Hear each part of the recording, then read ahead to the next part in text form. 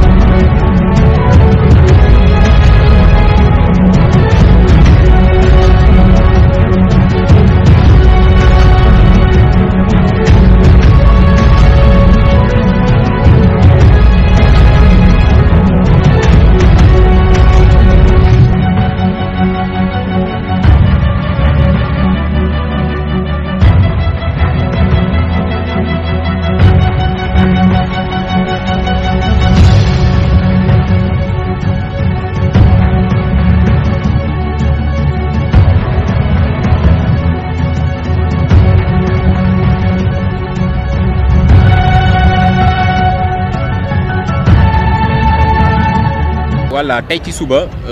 bu 10h16 jotee dañu woo pour benn feu de magasin boo xam ne ay matelas lañ fa doon denc donc 7 minutes plus tard juróom-ñaari minutes bi ñu ko ci tegee premier secours yi ñëw nañ ci sur place donc bi ñu ñëwee constaté nañ ko ni effectivement li ñu doon woowee moo nekk sur place donc ñun def nañ 1h30 minutes pour mën a fay lakk boobu donc pour intervention bi élément sapeur pompier yu Touba jot nañ cee engagé ñaari fourgon mooy camion yi fay lakk. jot nañ cee engagé aussi lu tolloog ñaar fukki élément dont le commandant de compagnie mooy ki commandé Camp Sapeur bi muy man donc li lakk moom xam naa ni li waral lakk bi loolu police ubbi na enquête am donc dañ leen di bàyyi ñoom ñu terminer seen enquête dinañ mën a définir cause yi tax mu lakk voilà donc li ma mën a wax mooy fii heureusement amuñu di ñaawlu perte en vies humaines donc kenn ñàkku si bakkanam donc lépp li ci yàqu ay matériel la mooy ay matelas yu ñu fi stocké woon donc damay profité ci occasion bi tamit di lancer un appel à population yi nga xam ne matériels yi dafa ma nekk matériel yoo xam ne dafa gaaw a lakk te bu lakkee lakk bi souvent day am doole donc buñ koy stocké wala ñu koy denc quelque part nañuy jaar fi ñu war a jaar donc ñu wax leen mesures yi ñu war a respecté ñu mën ko respecté pour bu subaa incha allah lu mel ni dootul am.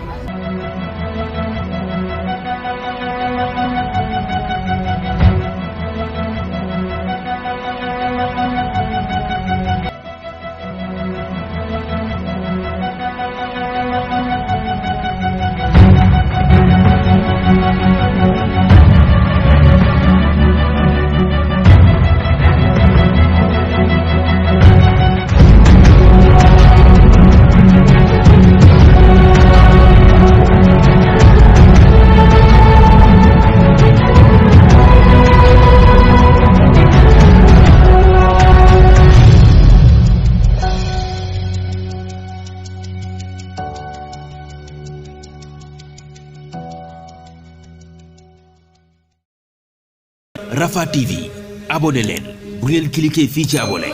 ngeen laal cloche bi rek mën a abonné saa su ne ngeen di am yu am solo yi bàyyi ko fii ci Rafah TV